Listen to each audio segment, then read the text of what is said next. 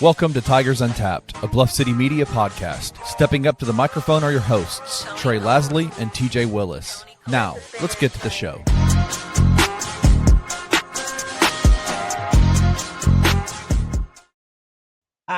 Welcome back, not only to you listening, but also to Timothy. Hey, it's good to have you back, old TJ Willis. I know you're not talking, Kenny. You've missed 45 episodes. It's good to have you back on. I don't know if you tuned in, though, last week. Missed one episode. Timothy, but my brew spilled all over the place. I'm familiar with that, actually. You do that quite often. I did watch, though. That's what I told Kenny. Actually, I should say. I don't think he actually watched. Happens quite a bit. I listened, actually. We're hammering home Flyway light. After we made light work of Georgia State. Ooh, I was gonna say because we're gonna make light work of Troy, but you beat me to it. Well done. That's a good one. Someone's got to do it. I just realized we've done 3 flyways back to. Well, no, sorry, you did an episode last week. Disregard me. Last week didn't really count, though. I just did an Ananda because you weren't here. So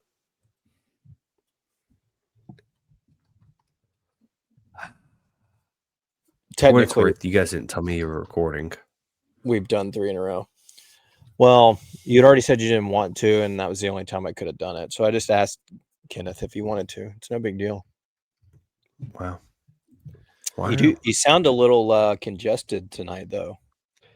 Yeah, we went to Art on Tap on Saturday. I'm not normally someone with allergies, but since I have left there, I have had the stuffiest of noses. So if you've ever been Art on Tap, no, it's Art on Rocks this time. Sorry. Art on Tap is great. Definitely recommend that one. Art on Rocks is also still great. All the food, all the drinks. What's the difference? Well, Art on the Rocks is more booze. They have beer, but they also have liquor-based event. Yeah, more liquor than beer. They definitely still have beer. And Art on Tap is strictly beer and food, so a little bit different. I heard your friends were back at the pool. Yeah, we do have an update. I know there were some comments asking whatever happened. They showed up again last night. And I am damn pleased to tell you that they were kicked out and their access was removed. By the HOA? By who? Oh, yeah. By the HOA. Who pulled the plug on them? The HOA. Finally. They were down there again. And right after we were doing bedtime, we got a neighborhood Facebook group, right? One of the HOA members posted in there and said, "Hey, does anybody know who's been smoking the hookah at the pool? Oh, I know. It's against the rules, and I'd like to reach out to them or something. Please message me if you know." So I sent her a message and I said, "Hey, funny enough, they're at the pool currently with hookah in hand." Said hookah in hand. So if you want to make your way down there, they're there. So she went down there, told them they had to get the heck out. They were breaking rules. And then another lady posted that she revoked access from whoever it is that keeps letting them in, their friend that keeps letting them in. So, oh, wow. How do you revoke access? Isn't it just a gate? Well, it's a card. You got to have like a card swipe, and they know your lot number, and they know the card that's tied to you, and they can make it so your card doesn't open the gate anymore. They picked a weird night to go swimming because it was kind of chilly. It certainly was. It was chilly. They've also, since we initially did this whole thing, they've probably been back 3 or 4 times at least. So it's been an ongoing thing, but I think last night probably spooked them to where they will not come back. I think so. And their friend doesn't have access anymore anyway. So, wow. We did it. Heck of a deal. We won. We did it. I don't know why it took this long. I mean, I provided all of this information to the HOA over a month ago. Told them they had a hookah, told them they left cigarettes everywhere, told them there was hookah ash all over the place. Candy stomped into the pavement. Freaking gummies all over the place. Yeah. Not good. But better late than never. So there's your update. No more wild parties on Sunday nights at our pool. They're just going to find. What happened? They're just going to find another way in. They're probably, Natalie and I's hypothesis is they've just been kind of bouncing around to different pools that they find 100%.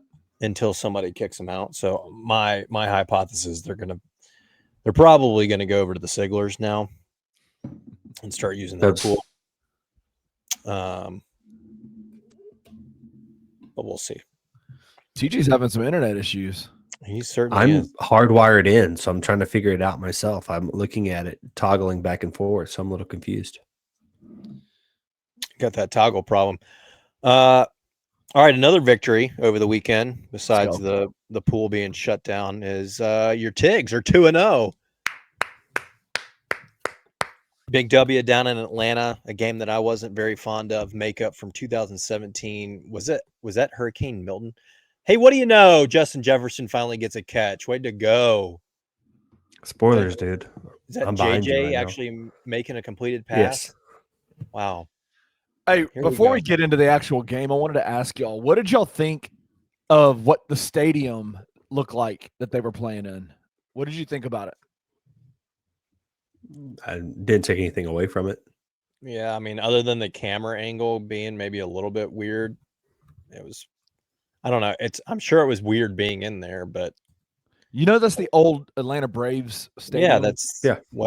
Yeah, Turner Field or whatever, right? Yeah.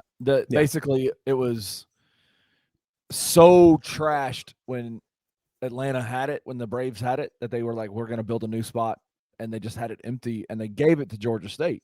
So now it's Georgia State's football stadium, and apparently, from what I understand, I talked to a few of the reporters that were there at the game, Memphis reporters, and they said it was by far the worst experience they've ever had at a stadium, ever. I can't remember who it was off the top of my head, but I saw somebody from either the radio crew or media post a picture of where their seating was, and it was pretty horrendous. Because if you think about it, the media setup is baseball, right? So it's gonna be behind home plate. Yeah, it's gross. Home plate where the football field was like in the corner of the end zone. Yeah, the football field was like set up in the outfield, and you're sitting at home plate trying to like either do the radio broadcast or just media. So apparently, and Georgia State has this thing that they do. I think maybe at the end of the third quarter, potentially, or maybe the middle of the third quarter, they do this firefly thing where they turn off all the lights, and they have these fireflies that these lights that like twinkle. Ooh, Justin Jefferson touchdown, baby! How are you ahead of me? We have the same cable provider. Do you have YouTube? You have YouTube TV? Okay, Timothy, trick. And for those of you at home that are listening, if you have YouTube TV, we've talked about this before. You got to go to quality. Go to the three dots. Yeah. Go down to broadcast delay, and make sure you have it selected to decreased, not default. There you go. Be honest, I'm doing this on my phone, so it's not an option. So, yeah, you can't do anything with it on your phone. I was watching it on the screen right here next to you guys, but then my internet started getting all wonky, so I just put it on my phone. Well, sorry. Go ahead, Kenneth. No, that basically they do this thing called the firefly where turn off all the lights. And I was told halfway through the fourth quarter, 75% of the lights were on, but the rest of them were off. There were shadows all over the field.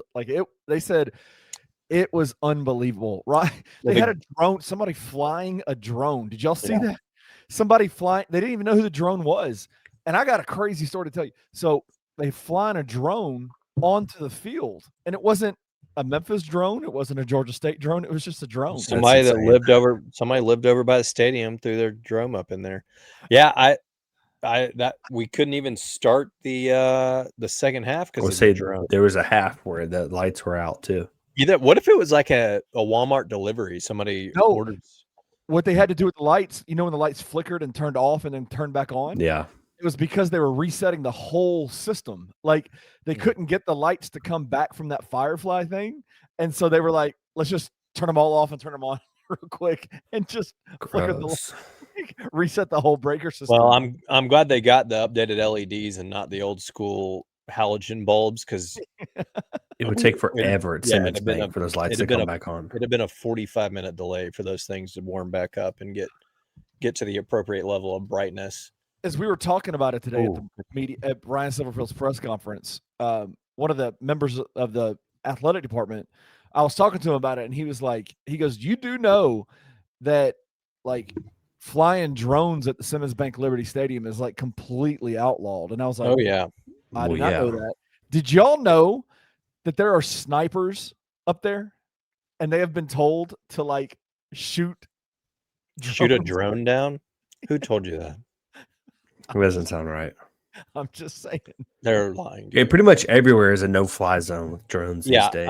I knew you couldn't. You're not allowed to have a drone up there. I'm not buying the sniper thing, but that would have been cool to see on ESPN Plus in Atlanta at Turner Field if they'd been zoomed in on that drone and then it just got blasted out of the sky. That would have been pretty cool.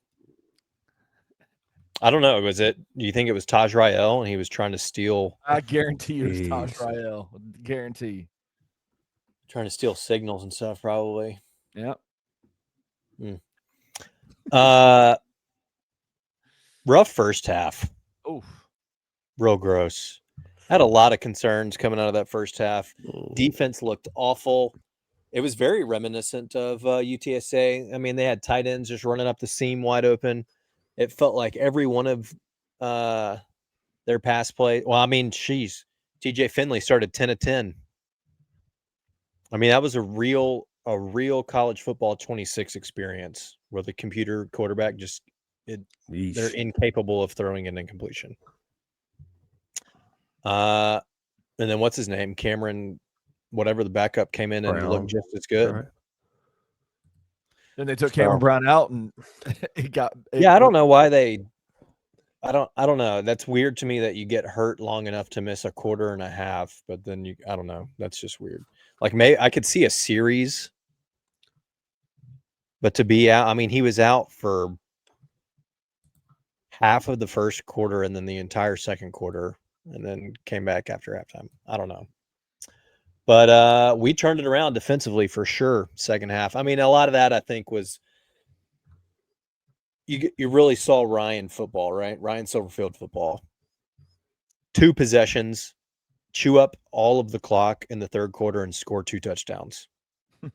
And then just plop your fat butt right on that lead and sit on it. And that's what we did. Head into the fourth quarter. I mean, you realistically should have put up like 45 plus points. We get all the way down inside the 30 and then just 3 straight runs to settle for a field goal that ended up being missed after we were all celebrating that Kicker U was back because our boy Spectic drilled a 55-yarder right before half. And fellas, I think it would have been good from the 60, even if they hadn't given the penalty. It looked good. Looked real good, Bob. I saw a stadium vid from that side, and it looked like it would have been good. Obviously, the 60 yards mentally is different, so maybe he doesn't hit it quite the same. But if he had that exact kick, I think was good from 60 as well, which would have been really cool. Yeah. I also think the 55-yarder he hit is a record for Turner Field. That's what the guys were saying on the broadcast. Well, get with it. Which also, TJ, in week 2 is longer than either one of us said the long for the season would be. Exactly. So, yeah, I was going to say, I think that was longer than what we already had. Yeah. I think I said 53 and you said 51 maybe. Yeah. So, I mean, we're hammering out superlatives left and right. I already got the block kick, first special teams defensive block opportunity. Got that in week 1. We almost got the punt return. We Almost got. the special We are 1,000% getting a punt return. But yeah, we should have had that one. TJ woke up thinking about that today. Yeah, that thing was living in my head rent free this morning. I went back and was just watching the highlights, and I was like, you just stay outside and you're good. Like I honestly think it was a foot race, and no way anyone's catching him at that point. But gotta live with that one, I guess. Yeah. So I mean, all around good guy. I think offensively we played well. Brendan looked good, 16 of 20, 196 yards. He didn't have a touchdown or an interception, but he did have a rushing touchdown. I think I texted you guys this, but can you guys, that hit that he took at the goal line? Man, It was a shot on the ribs, dude. I mean, I really, really appreciate having a quarterback that's athletic enough to be able to run the way that he does. But I'm also like, we need to maybe not take some hits that you're taking. I mean, it's crazy though, having a quarterback that just wants to take that hit, right? Because we've typically had quarterbacks that are avoiding any of that contact. There was a shot earlier in the game too that he took too. That's what I was going to say. Can you imagine Brady White having taken that hit at the goal line like that? I mean, I'm talking about first year Brady White, where at Navy he got his thigh pad got slapped, and he fumbled the ball, and it looked like he was in a violent car wreck. If he had taken a hit at the goal line like that, we may have never seen him again. Big night for the Georgia natives and Sutton Smith and Bodiford. Bodiford with 12 rushes, 42 yards, and 2 tutties. Sutton, player of the game, 14 carries, 74 yards, and a touchdown on the ground, and 4 catches for 43 yards through the air. Not to mention the punt return we already talked about. Could have had another one. And then freaking shout out, fellas, to DeMarco Ward. Oh, 2 straight. Back to back, we identical plays. Literally in situations where it's late in game and they're trying him out at that like safety position. Is he playing the Tiger hybrid safety? Is that what they have him at? Or is he at the true safety? Last week he said Ryan said they were trying him out at safety. But shout out to him. That was for the cover too. Wow. I was trying to look to see if it had ever happened, like how often it happens, where someone has 2 pick six in back-to-back games. The only thing I could find is CJ Henderson at Florida. Maybe it's just early in my search, but it seems like that is the only time that has happened. I mean, it feels rare. But I know some of the old school media guys were talking about it today. They said I don't think there's ever been 3 straight games of pick sixes at the University. There's no way. I don't think that's ever happened in college football. There's no way he does it again. No way, right? There's no way. At this point, the numbers say that it's going to happen again. Batting 1,000. We know that when it comes late in the fourth quarter, game's nearly over. Just anticipate DeMarco getting another pick six on an out route, reading it perfectly. Nobody in front of him, but green grass in the end zone. How concerned were you guys in the first half? Defensively, I was very concerned. I mean, it was hard to be concerned offensively because you barely had the ball, but you scored twice. 3 times if you're going to count the field goal right before half. But defensively, I mean, I even tweeted, we looked like we were going 6-6. I mean, we looked totally lost. Their guys were wide open. I guess it was a schematic issue. I was confident we were going to hear in the post game it's because TJ started. We weren't anticipating that. We didn't have any film on him, but I'm like, I don't really think that has anything to do with nobody being within 5 yards of wideouts. So yeah. I was expecting to hear that today too. But it's not like he's just dropping dimes through tight windows and shit, or even really. I mean, he had a couple decent runs, but it wasn't like he was- was just absolutely dominating us with his legs. It was just like, No, but he was keeping the drives alive, though. I think that was I mean, the he bigger was, part of it, yeah. though. He was, yes. There were, I mean, how many freaking 3rd and longs did they have in the first half that they completed? And then we came out in the second half and essentially totally shut them down. I mean, Georgia State had 70 passing yards week 1 at Ole Miss. He had 250 in the first half against us. That's disgusting. Now they finished the game with 340 total. Yeah, so they had what, 90 essentially Yeah. in the second half, which is much better. And then TJ, who I mean, I know that this isn't what he had because he had a long run of 15, but he ended up with -9 rushing yards on 7 attempts because he got sacked multiple times in the second half. So I don't know what adjustments they made, but that was, I would say, the best part of Saturday night was the halftime adjustments and what they were able to do defensively in the second half. I mean, we came out and looked like a totally different team and absolutely dominated. Shut them out. Won the second half 21-0. Should have been 24, maybe even 28, 31-0. Yeah. But you just kind of get in there, you cruise, you build a lead, and you sit on it. So It is so good to see Sutton Smith doing so well out there. I love it. Are you guys concerned though about the heavy run stuff? Like 40 runs, 20 passes in the game? Like that's not normal, right? No, I mean, I don't No, think it's an indication of anything other than they're having success running the football. Right? Like, Yeah. Some of it too is, I'm not trying to be ugly with this, but we know that Ryan Silverfield is a freaking goober. And that with both Bodiford and Sutton being from there, he was going to try to give them ample. I mean, the two of them combined rushes they had almost 30 rushing attempts between the two of them. Yeah.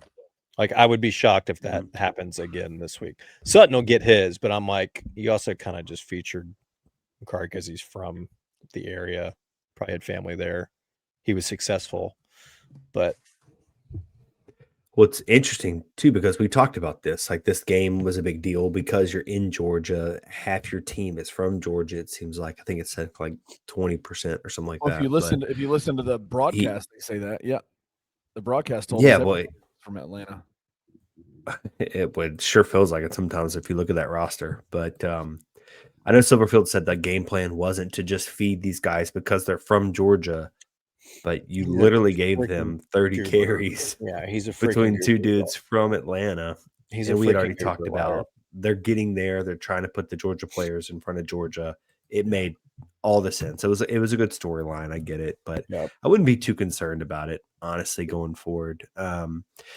Maybe not to this extent, because I think that is a pretty big difference of 40 to 20, right? Yeah, 40 to 20 rush attempts to pass attempts.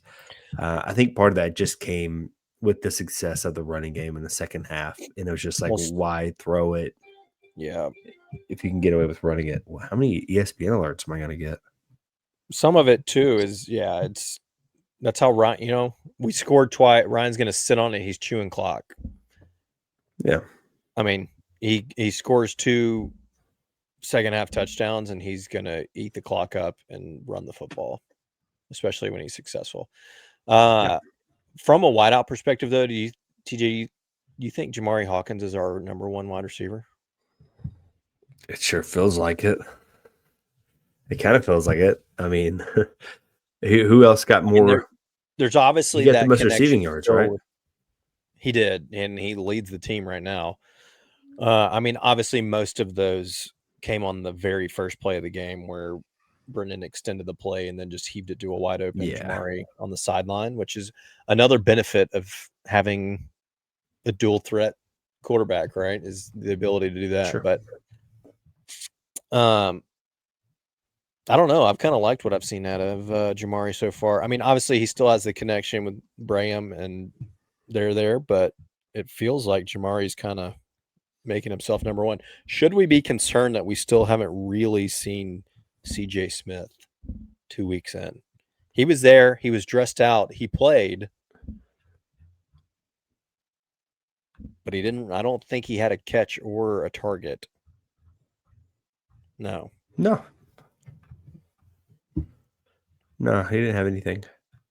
No, I think it's still a time thing. We talked about this previously, and I think you brought up a good point where it's more of like he may not be hurt kind of thing, but he'll help us whenever he can. I can't remember the exact comment you made, but it's more like he needs to get some stuff together on his own end to be able to help us out. That's what I kind of think it is personally, but yeah, we'll see. Did your Vikes just score? They sure I can't did. tell you because the thing is frozen. And They sure did. You boys just sure took did. the lead on a nasty throw from JJ's woken up. To Aaron, dude. Well, they've given him time now. That's the whole game they've been able to give him time. And they get the 2 for your boy freaking Adam. What is going on? Will you stop it? This is a totally different team. Kenny's so bored with this. All right, we'll wrap up. I'm watching the game. It's crazy. We'll wrap up Georgia State. Hopefully we never play them again in any scenario. It's just a dumb game. And we move on to our second of 2 Southern Belt Conference foes. It is Troy week. Another dumb road game where we go down to Troy, who I'd be lying if I told you I wasn't a little bit nervous about this one, given what they were. 2 weeks ago, I would have told you I was totally fine because they struggled with Nichols. And in perfect college football fashion, they turn around the week after struggling with Nichols, and they're up 16-0 on Clemson at Clemson. Clemson did come back. They did score 27 unanswered, and they did win the ball game. But that's impressive nonetheless to go into Clemson and be up 16-0 and winning a majority of that football game. I don't know. The Clemson team seems kind of weird these days. I do think that Clemson's probably overrated. Well, they just come into these games sleepwalking a bit, and if Troy has a little magic, not even specifically Troy, whoever they're playing has a little bit of magic going for them, they're going to get caught sleeping. But not to take anything away from Troy, I think they are a decent team. I think they're fine, but your boy Goose Crowder's coming to town. No, we're going to his town. 11 a.m. ESPNU. ESPN Analytics gives us a 74.3% chance to win. Fanduel has currently got the line at Memphis minus 5.5. I think it opened at 6.5. It did. So it's moved a little bit in favor of Troy. Understandably so. I mean, people are like, they're thinking what we're thinking. If they saw the first half of our game and then they saw the first 3/4 of the Troy Clemson game, they're thinking Troy at home is easy money. We'll see. We got to go down there and pull this one out, though. This one actually is a stupid game that doesn't make any damn sense. I'll give you that one. The last one, I could see that because you go into Georgia, you recruit heavily from Georgia. You don't really recruit that same way from Alabama. This one doesn't really make sense to me. Yeah, it's not one that I'm really fired up about. I also, I don't know why, but I don't like the fact that I won't say love, but I don't mind 11 a.m. home games because I feel like we play well at home at 11. I don't know. Something about this one being at 11 in Troy is sitting uneasy with me. I don't care for it. I'm not following that one. That one makes perfect sense. I don't know. I don't know why.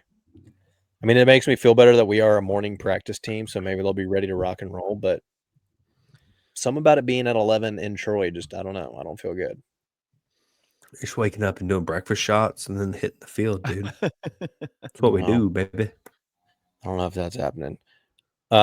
Tickets are as low as $14 right now if you boys want to make the trek down there. How far away is Troy from us? It's not far.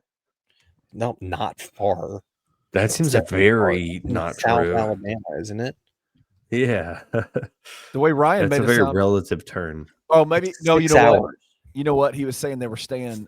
It's not far because they're getting on an airplane, No, Kenny. you know what they were saying. You know what he was saying. He pulled a Kenny Dillingham today during the press conference.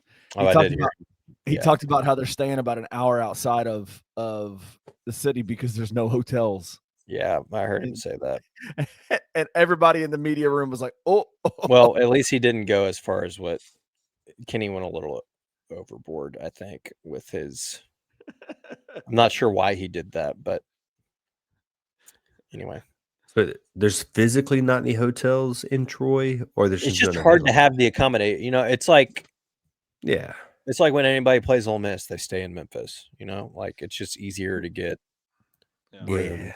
I mean, that's southern half of Alabama. For anybody that drives to northern Florida, you got to go through like the Dothan area. Yeah. Other than fried peanuts, nothing really down there. Yeah. That So they're checks out. gonna stay in Montgomery, and then wake up and ride the bus an hour to the game. Gonna get some Dreamland and then head to the game. I don't know. Kenny May made me feel worse about that. I don't know that I like an hour bus ride before the game. Why? That's when everyone's doing the "We Ready." Well, if there slapping their thighs. there was video footage. I'll never forget middle school basketball. We played at Southwind, and that song started playing, and the gym started going crazy. Maybe the most intimidated I've ever been before a sporting event. I mean, it probably also played into the fact that we were in like 7th grade, and they also had dudes dunking during warm-ups, but the whole gym rocking a "We Ready" was next level. Yeah. We had a guy dunking in middle school. It was blowing everyone's mind. Yeah. True story.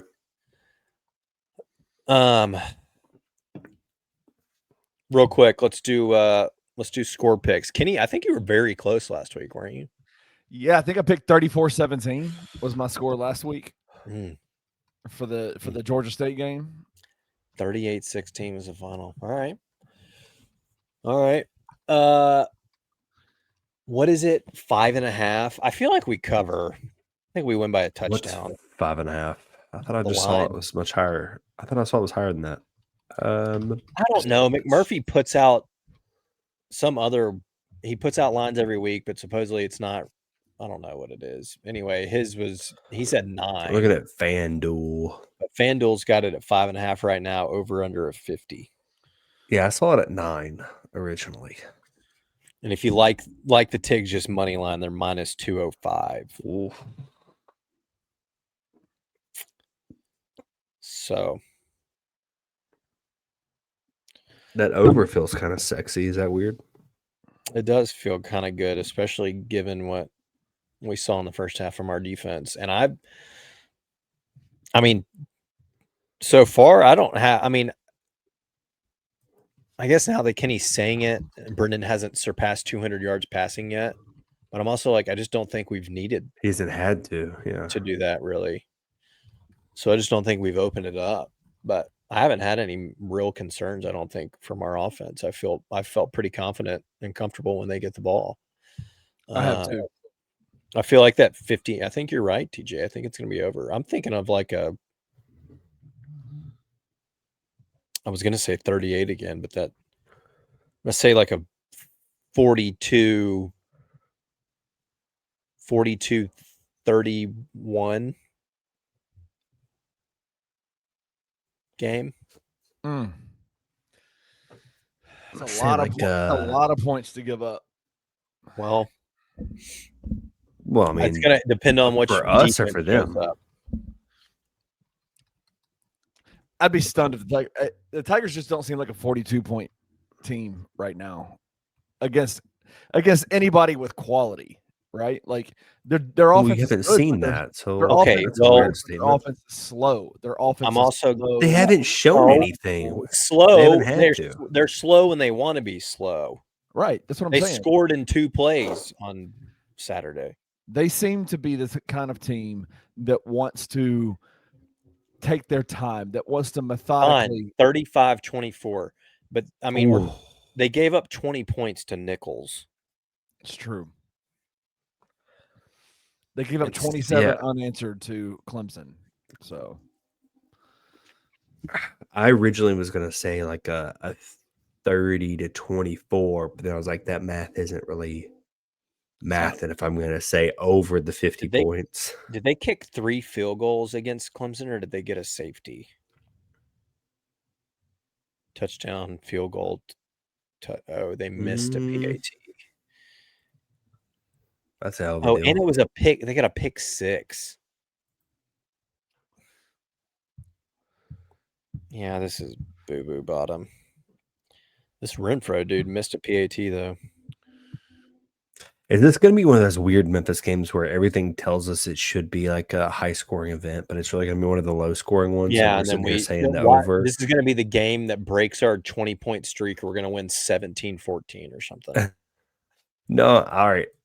Shit. Now I'm in my head. You got me thinking now. I got a score for you. I got a score. I'll get it mine. Okay, go ahead. 24-17. Okay.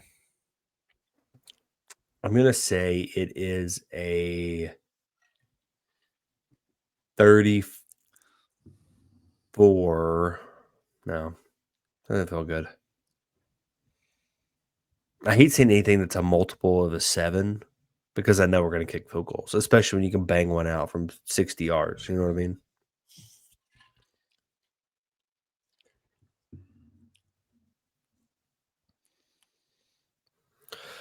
$33-24. That's where I'm going to go with that.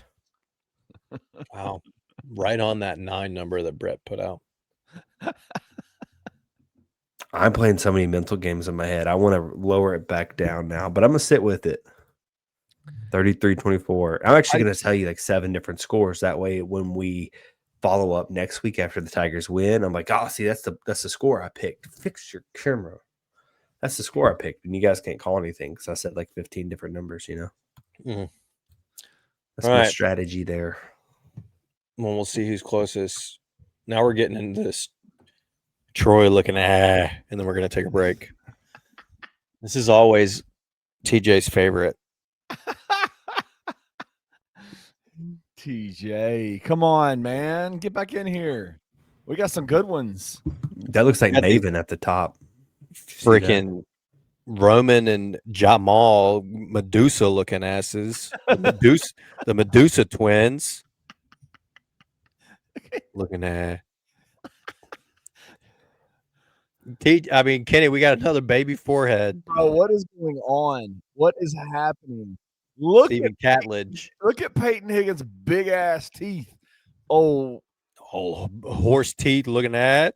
Oh, I can't say it. He's Gopher looking at. He's from Florence. I got family. My in-laws are from Florence. I got to be Whoa. nice to He went to Mars Hill Bible for high school. Do you know about Mars Hill? Yes. Really? It's a church in Seattle. Oh, I don't know that. Why do you know that? Well, that's Florence, Alabama. It's Florence, Alabama, though. That's what I'm saying. I'm confused. Gosh dang, Jack James freaking only doing shrugs in the gym looking at. How big is his neck? That dude's got a size 22 collar. That man's mouth doesn't fit the size of his neck. Whoa. What's going on? What's going on here, brother? Oh, I don't know. Get out of here. All right. There we go. Hit the escape. Oh. What? Christian Tate? Oh. And he could borrow some neck for that guy above him. Yeah. Can we get Jack? Throw some neck down below you to my boy Ant. My Christian guy Ant Tate. Christian Ant Tate, man, looks like he was the he's the live action version of the movie Ants. Oh shit. They have freaking Ra Thomas. Yeah. Yeah. Hey, look at that. Trey Taylor's holding in a fart for sure. Definitely. That didn't Ra up 2 years ago. Ra farted. What is going? Another baby forehead. It's terrible. Jaquez got some Botox in that upper lip looking at. Jaquez looks like he just saw something scary. Like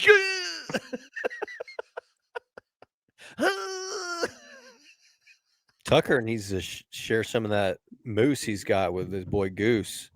Moose and Goose. All right, we never make it very far. There's too many that are good in the low numbers. We got to get down here. Look at your boy. Look at your boy. Go back up. This baby ant, David Daniels Savannah. We got another. You think these are prescription? That's a good Or point. is this I think so. style? No, I think those are. All right.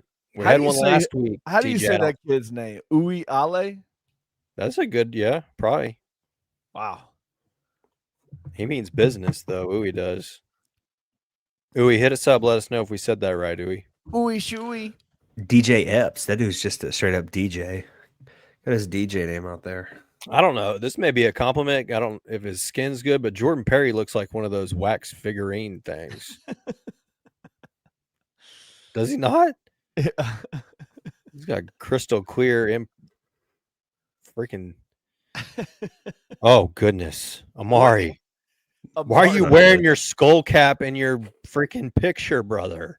Bro, let me tell you, that man put that on that morning. He got a haircut the day before and was messed up. Got a suit on and his helmet skull cap. Talk about a man. That man does not like his hair. I'll just say that. Freaking KC Bradford, Clark Kent looking at. He went to Pike Liberal Arts School out of Troy. Hometown hero. Damn, he's probably going to pick us off. Does he start? KC Bradford. 23. Let's see what he's done. Yeah, he started 11-0 on special teams. Hey, at least their bio is better than Georgia State's. Yeah, no kidding. Georgia State's was egregious. He practiced in every practice all season. They put. I mean, would you ever? I can't even remember what it said about that dude, but it was one of the most disrespectful things I've ever read in my life. They put more ellipses than they did words about a dude. It's because there's probably a character limit in the bio section. They didn't have anything else to type. They just kept putting periods in. Damn, we can't even get my boy Kinnick a freaking picture. Thanks. Just hit him with the damn pawn TJ, piece. What do you think? What do you guess? What Kinnick Manley looks like? I'm sure he's a nice fellow. He's Long snapper. with the name of Kinnick. He's a long snapper. I'm gonna say white, brown hair. Clearly. What does he wear? Moose, or does he have a butt cut like Evan Crenshaw? No, it's messiest butt cuts I ever seen, Evan. That man needs to. It's flowing like mine. Put a comb through it, bro. TJ, that doesn't look anything like yours. You put that. No, we're talking about tail. Manic or whatever his name is. Oh, Kinnick. Lamar Krosky is clearly just farted. Clearly. I just ate. Whoa. Damn. Mikkel, What happened to the other half of Mikkel's? TJ, what do you call that? The pineapple hair look? The pineapple. Look at come back up. Scott Island Taylor boys. Renfro. That man is the future Republican candidate for No kidding. Alabama. The state of Alabama. Is this Hunter Renfro's brother, we think? Dang, another how many liberal arts? How many Pike liberal arts kids they got? My dude's just happy to be there. Oh, another baby hairline. that. What is it called? That is terrible. Cam. Oh, God, we got another beaker looking ass from Sesame Street. Good Lord, Gavin. No, that's not. Who spells Gavin that way? Baker. Gavine Baker. Damn, we can't get Austin a picture either. The white boys can't get a picture, apparently. Okay, just because his name's Austin doesn't mean he's white. Definitely white. Yes, it does. Yes, it does. Well, Paul looks nice. Go back to Paul up there. That guy looks nice. Wait, his name is what? Paul Bowling. Paul was clearly adopted looking at. Dang. Kenny. All right. I think we're ending it there because Kenny's getting. What about Spaghetti Head? You just missed Spaghetti. You're trying to scroll past Spaghetti Head like that? Who's Spaghetti Head? Matt Henry was adopted by the same family. Look, now here's how you spell Gavin. That's how you spell Gavin. Good Lord, Gavin. Get it. Where's his chin? Jeez. Mr. Potato Head looking ass. Old wet noodle hair, Ricky Timbers. Go down. Go down. Go down. Damn, Eli is my man's got 4 The kids and more. squarest of jaws. That man is 75 years old. That He's man's a grown ass 6'4", 300. clearly How in many? his 40s. He's got to be in his 7th year of college football. What is he? He is a senior, Oklahoma State. Yeah, he freaking started in 2020. My guy's played 43 years of football. Yikes. He looks Eli. Let's get it. It's time to get a real job, Eli. Our He offensive looks like the line big coach- boss man. Get out of Eli. This needs to be your last season. Our offensive line coach looks younger than their offensive line. Freaking no kidding. Jeez, Jeff Myers could still be suiting up. All right, let's take a break. When we get back, the American title race is very interesting. We got week 3 Fanduel, Thunderpicks, and Fade TJ. All those may be getting swapped. And is Penny getting another big? We'll be right back.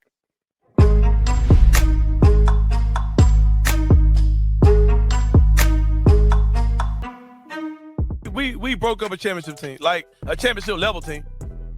Wow. There were a lot of spoon-fed narratives that were coming from the Grizzlies organization at the time to the media members of Memphis and ultimately to the city of Memphis, where we was getting spoon-fed a bunch of hypnosis.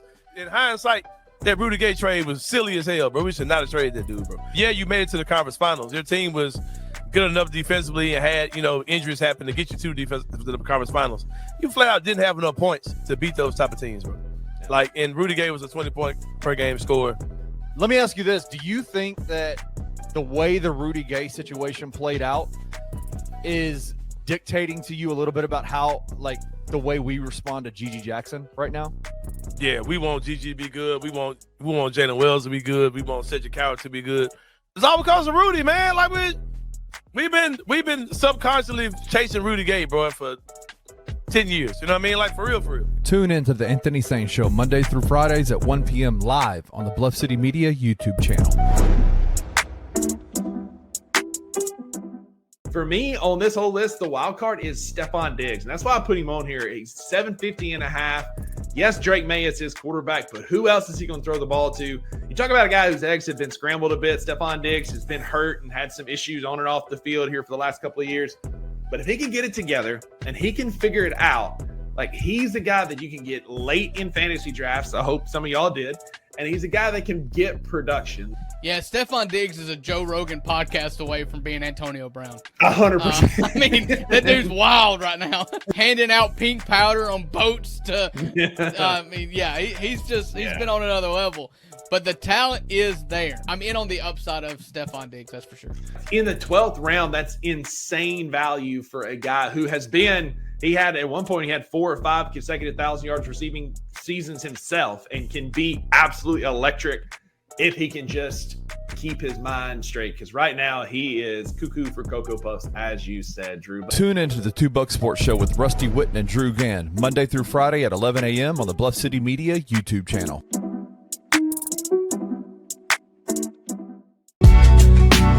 In the heart of the Highland Strip for 27 years, Trilogy Tattoo has helped tell stories for Memphians for generations.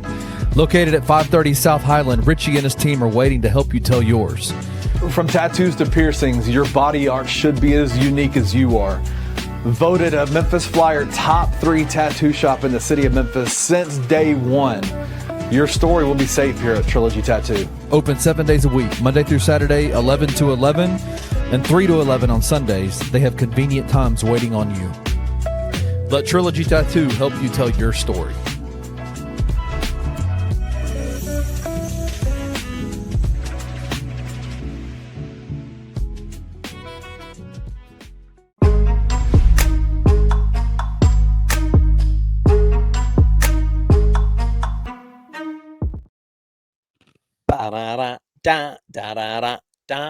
All right, fellas. This American title race is getting real interesting. We're not even in conference play yet. There's been one conference game played, UAB and Navy. Navy won. Have y'all looked at the FanDuel odds? They have been shaken upeth. in the first 2 weeks. Really? What are they now? No. South Florida is a heavy favorite currently to win the American at plus 190, followed by Tulane at plus 320, Navy at plus 550, and your All right, Memphis now it's Tigers just offensive. at plus 600. We'll see how those change after South Florida gets obliterated by Miami this weekend. But right now, they're the heavy favorite. I think we're probably all in agreement. It makes sense. Whoever wins the American is making the playoff. Absolutely. Sure. Yeah. Right. I mean, unless something super weird happens and it's like a 3 or 4 loss American team that ends up beating. If South Florida goes 11-1 and a 9-3 Memphis team beats them in the championship, I don't know that we're getting in with 3 losses, but we'll see. Why do you think Navy is higher than Memphis in the odds? Is it because somehow their schedule is easier than ours from a conference standpoint? Probably. I mean, they get South Florida at home. I don't think they play on the road at Memphis. They don't play Tulane, right? Correct. Oh, they do play Army though. Nobody cares. Army's no one cares. I'm also being sarcastic. It's not a damn conference game. People were making freaking a big deal about Army beating Kansas State this weekend. Kansas State is atrocious. Yeah, they literally should have lost to North Dakota, not North Dakota State, but North Dakota the week before. It literally took a Hail Mary and a last-second field goal for them to beat North Dakota the previous week. So I am not convinced that Army is any better than the Army team that lost to Carleton State 2 weeks ago. Do you know the mascot of North Dakota, by the way? Again, not North Dakota State. So any Carson Wentz fans out there yelling at me saying Bison. It's not right. I do not. Give me a hint. Hard to give you a hint. It looks like North Texas logo, kind of. The green? I don't freaking know. They are green, yeah, but they're not. They're not the green. So they're a bird. I'll give you that. They're a bird. I'll give you that. The Eagles. They're green and they're a bird. Fighting Hawks. Ooh, I like that. It's kind of weird, but that is pretty decent. The Fighting Hawks. Huh. Yeah. They got away from Notre Dame. They were copying the Notre Dame logo for a long time, but now they're doing their own thing with the Fighting Hawks logo. Interesting. Now that sounds like you're saying Fighting Cocks. with the allergies. Anyway, if you I think there's good value in Memphis plus 600 right now on Fanduel. So if you're if I'm typically, I don't like having funds tied up for that long, so I probably won't do it. I need funds available to bet every weekend to splash around. Yeah. But I think plus 600 is pretty decent right now, to be honest. So go sprinkle some on that. While we're talking FanDuel, we got week 3 Timothy with maybe the easiest bet we've ever seen out of Fade TJ. Took Vandy plus, I think they were plus 1.5. Absolutely. I think it was 3, I thought. Well, when you texted it to me, it was, but then Kenny and I looked at it live on FanDuel and it had moved to 1.5. Yep. So it doesn't matter either way because they obliterated Virginia Tech at Virginia Tech. So an easy win there. And Lane Kiffin and the Ole Miss Rebels really, really pissed me off. Should have covered. Line in at 9.5. They were up 10. Lane calls a timeout with like 8 seconds left and allows Kentucky to kick a field goal to make it a 7-point cover. And he knew. He knew. He literally spoke about it in his immediate televised interview afterwards and said, "I'm sorry to any of those gamblers out there that may just have impacted." I'm like, "Cool, Lane. I'm now freaking 1-2 on the year because of you." we're in a wild place with Thunderpicks. Have you It's- ever been under 500? No, I mean I literally It's started early. last It's year early. like 8-0. So we're still positive. If you've been following along all along, no concern there. But I need a bounce back this week, or things could get real shisty. And I think I don't know. TJ, you go first. You have one? I do. I was bouncing around between two different games that I wanted to use. One being the one that I would not choose is Auburn. South Alabama at Auburn, and it looks like Auburn is like a 24-point favorite. This window just moved. Is that right? 25. I'm then seeing Fanduel has it at 25.5. I think Auburn's going to crush them. I know 25 feels like a lot, but I think they're going to beat them by more than that. That's not the game I'm going to pick, though. I'm going to go back to the well with Vandy, but this time I'm going to go a little bit different. I will take South Carolina and Vandy over the 47.5. I think this is one that's probably going to end up around 50. And I don't have to pick a winner. I think probably South Carolina would win and cover. I think it's at 5.5, but I'm not going to dabble in that. I think I'm just going to take the points and let them figure out who's going to win. Okay. I will say South Alabama did not look bad this weekend against Tulane. Late, they scored and had a 2-point conversion for the tie that they failed on. I think Tulane was favored by like 11 or something. I've been talking a lot of ish about Kansas State. They go on the road to Arizona on Friday. I mean, you can, I don't care, whatever you want. You can do money line Arizona minus 111 or Arizona to cover the 1.5. Either one. But Arizona's winning that game at home because Kansas State is atrocious. Putrid. There's your official Thunder pick. And I don't know. We may have to switch it to ride TJ. If TJ gets another win this week, it is officially going to be ride TJ. Absolutely. So get in there. It's a wild ride. Before we get into this Flyway light, news has broke that Wednesday, Tarek Ingraham will be visiting your Memphis Tigers. He is a 6'9", 255-pound center from Philadelphia, Pennsylvania. Played most recently with the Rider Bronx. He averaged 11, 7 rebs, 1.5 assists, shot 54% from the field.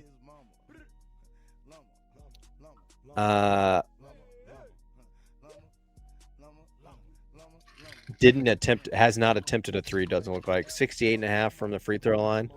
1 block a game. Only averaged 2.5 fouls. Problem here is our roster is already full. So somebody's gonna have to get the boot. But I think this is a piece you need, to be honest with you. He's kind of a, I mean, I'm not going to say that he's Dane because he's probably not nearly as good, but same build, like a bigger bodied center, not just like a rim running athletic freak. Seems to be good footwork, can score down low in the post around the basket. Had several 18 points, 8 rebounds, 19 points, 13 against, Siena. 18-8 versus Quinnipiac. I mean, he seems very capable. Would be I think, an upgrade based on the bigs we already have on the roster. So we can get this locked up. Somebody's going to get kicked off. I'm sorry. Yeah, well, at least he's played basketball games, right? I think that's the one thing this guy gives you immediately is that he has played what? Right. It's over 60 games the last 2 years. Right. Yeah. In the last 3 years, tenured player by a dramatic turnaround, right? The last 3 years, he has played 95 games. Yeah. So, and averaging almost 10 points and 7 rebounds the last 2 years. So He's an absolute must get. Like, if you can get him, you get him. yeah, But like you said, Yeah. I don't know who that means gets the boot. I would assume it's one of the other 4 bigs. But I brought up our friend the sausage maker just to see what would happen adding him. I didn't remove anybody because I don't know who would be removed. I just simply added Tarek. And I'd forgotten how disgusting Bartorvik thinks this roster is. He's got us at 72 as things sit today. If I add in Tarek Ingraham, 70. what do you? Okay, This isn't well, even no need moved? to proceed any further. Yes, we jumped up to 70th. Yeah. TJ hit the nail on the head. I don't care. Positive movement is I'll take any positive movement. Get him on. He moves the roster in the right direction. Let's go. Well, yeah, all this was one that actually makes sense. More than Simon Majok and what's the other guy's name from Oh, we New got all Guinea? kinds of them. Am I making that up? Tierno Silva, Yes, that guy. or Arop. Yeah, I mean, literally, you could blindfold yourself and throw a dart at the board, and you do could you think- probably remove whatever name you land on for this Is guy. Arop here? Is he on? Is he in Memphis? Although Yeah, he's he's a me to figure that sophomore. out. You know, I can figure that out. You can. TJ's going to go look in the student directory. I don't know. I think we got to get it done. You only got 15 roster spots. That includes walk-ons and scholarship players. There's no distinguishing. Your roster is limited to 15, so somebody's going to have to go. But I think this is a case where you make that happen. You figure it out. So, unfortunately, Okay, it's not a Robertson, scenario where we can just throw Ashton onto a walk-on spot. But let's get Tarek home.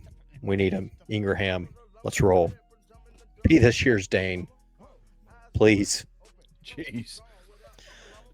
All right, Timothy, I've been done with this Flyway light for a minute. It was good. I've been kind of savoring it, you know. Llama. It's good. It is an easy can. It is. I think they hit it. It's not, it doesn't differ too much from the other Flyway we've seen. I think we did the early bird. It was very similar, except for the sun is obviously rising of the horizon. I think the white here, they've nailed it with the light. A light brew kind of gives you a lighter can. I mean, it's nothing special. It's in line with the other Flyway cans, but I think it's fine. It's a good can. I don't know, maybe like a 6.4 on that. Okay. Yeah, I'm with you. I'm with you. I think what they were going for is like that, the prototypical light beer. Yeah, like an I mean, old it's- school, like Milwaukee kind of vibe. Or just like a Miller Lite, right? It's just great. Yeah, It Miller just looks Lite. like, it looks like a standard beer It looks can. like a beer. Right? Yeah, It's like like a just light beer can. light, Yeah, I think they nailed it. I think that's what they were going for, and they nailed it. And of course, we've talked about their artwork. They've got an artist on hand, just back there doodling all this up. For that, I gave it some love. I gave it 6.8 because I think they nailed what they were trying to go for, and it works. Right? 6.8, and the beer is delicious. It is a Pilsner. It is light, heckin' crushable. yeah. I can drink many of these. It's very good. I really enjoyed this. I worked out today. I didn't mow the grass. Grass hadn't been growing real good, so I worked out before today's episode. This thing, I mean, talk about a recovery beer after a tough workout. Yeah. Right here. Get you screw chocolate milk and all the benefits it provides. Get you Flyway Light because it'll get you right after a tough workout. This one was in Tennessee, Trey. Just for There clarification. we go. See, we're back on track. Yep. Brewed and canned in Memphis, Tennessee. Yes. Yeah, I liked it. Crushability's there. I mean, this is one you grab a 6-pack, you hammer them out while you watch some college football or Monday Night Football in this case. Congrats to TJ. His Vikings somehow not only scored 27 points when it looked impossible, but also won the matchup. Not sure how that happened. I knew it all along. Never lost But, anything. Congratulations to TJ and the Vikings. Rating wise, this is very good. I really enjoyed it. It's in the 7s for sure. I'm gonna say 7.2 on this thing. No, I went a little higher. I went 7.7. I think it's delicious. Why are you pumping up the volume here right as I go to talk, Kenneth? Accidentally. That's unbelievable. 7.7 is my beer score. I think it's really good. I think it's a light beer, but it's a light beer with flavor. So don't think of it like a Miller Lite, Coors Light, nothing like that. It's definitely a lot more flavor than that. Get you one. TJ just got his ESPN notification that his Vikings won. I've been getting out of my iPad has been going crazy, and I don't know if you guys could even hear that this entire time. Oh, yeah. But it has been going wild, like at random times too. Well, you know what else is going wild? The Tigs down in Troy this weekend. We're covering the 5.5. Throw the hammer down. You heard it here first. Come with a cold beer. Stay for the hot takes. We'll be back next week as a 3-0 official Tiger football podcast. We out. If you enjoyed this episode of Tigers Untapped, leave a rating and a review wherever you download your podcasts. Like and subscribe at Bluff City Media's YouTube page.